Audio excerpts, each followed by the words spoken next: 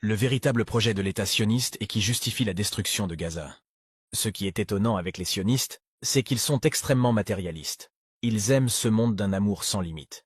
Et la plupart de leurs ambitions sont purement matérialistes et pécuniaires. Pour cela, ils sont prêts à massacrer, diffamer, mentir, expulser et faire preuve d'une grande violence. C'est pourquoi Allah nous dit ceci, en parlant des Juifs. وَلَتَجِدَنَّهُمْ أَحْرَصَ النَّاسِ عَلَى حَيَاةٍ وَمِنَ الَّذِينَ أَشْرَكُوا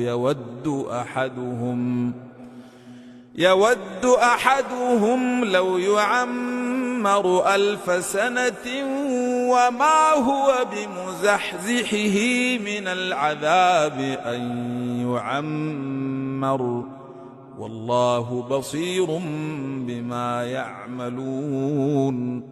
C'est donc cet amour sans borne pour le monde et l'argent qu'ils ont entrepris un projet pharaonique, appelé le projet Canal Ben Gourion.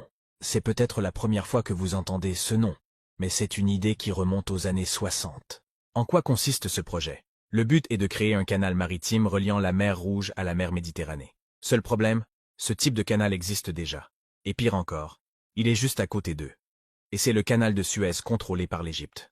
Ce canal rapporte 8 milliards de dollars à l'Égypte chaque année.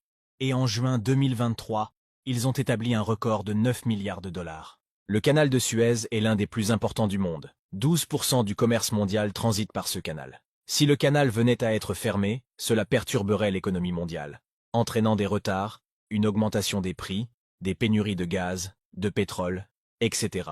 L'Égypte, avec le canal de Suez, possède un pouvoir considérable sur le commerce mondial. Mais comme d'habitude, les États-Unis détestent voir un pays du Moyen-Orient, d'Asie ou d'Afrique tenter de se développer. Il va donc tout faire pour détruire leur hégémonie. Au vu de l'importance du canal de Suez, ils ne peuvent pas l'attaquer ni le perturber aussi facilement. Ils ont donc trouvé la solution, financer l'État sioniste pour créer un canal concurrent à celui de Suez.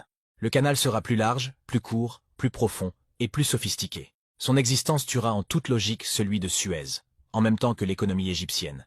Il prévoit un bénéfice annuel de 6 milliards de dollars, et qui ne va faire qu'augmenter. La seule chose qui empêche ce projet de se réaliser, c'est les Palestiniens. Au départ, le canal devait commencer près de la ville portuaire d'Eilat, traverser le désert du Negev, passer près de la frontière jordanienne, contourner la bande de Gaza pour éviter les territoires palestiniens, et atteindre la mer Méditerranée. Mais ça, c'était avant, car l'État sioniste a changé les plans. Maintenant, il a décidé de ne pas faire de détour, et compte traverser les territoires palestiniens. D'où l'importance de chasser les habitants de Gaza et détruire le territoire, afin de faire passer le canal dans cette zone. Sans oublier que plusieurs gisements de gaz de grande ampleur se trouvent au large de la bande de Gaza, au pied du canal de Ben Gourion. Un document déclassifié de 1963 a révélé que les États-Unis comptaient créer un canal traversant l'État sioniste grâce à 520 bombes nucléaires. De la pure folie. Cela explique peut-être pourquoi l'Égypte ne veut pas accueillir les Palestiniens, car cela permettrait à l'État sioniste d'utiliser Gaza pour finaliser son canal, ainsi détruire celui de Suez.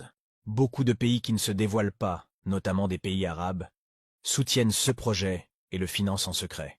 On peut donc être sûr que très peu de pays viendront en aide à nos frères sous les bombes. Il nous reste que le secours d'Allah, et c'est assurément le meilleur des secours. Ils veulent donc faire passer cette épuration ethnique comme une guerre de religion.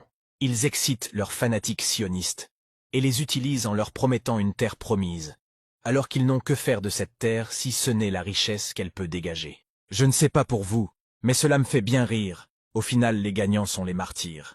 Cet amour absurde pour l'argent et le pouvoir vous ont aveuglé et fait oublier qu'un jour terrible viendra où vous direz يا ليتني لم أوت كتابيه ولم أدر ما حسابيه يا ليتها كانت القاضية ما أغنى عني ماليه هلك عني سلطانيه خذوه فغلوه ثم الجحيم صلوه ثم في سلسلة ذرعها 70 ذراعا فاسلكوه إنه كان لا يؤمن بالله العظيم ولا يحض على طعام المسكين فليس له اليوم هاهنا حميم ولا طعام إلا من غسلين لا يأكله إلا الخاطئون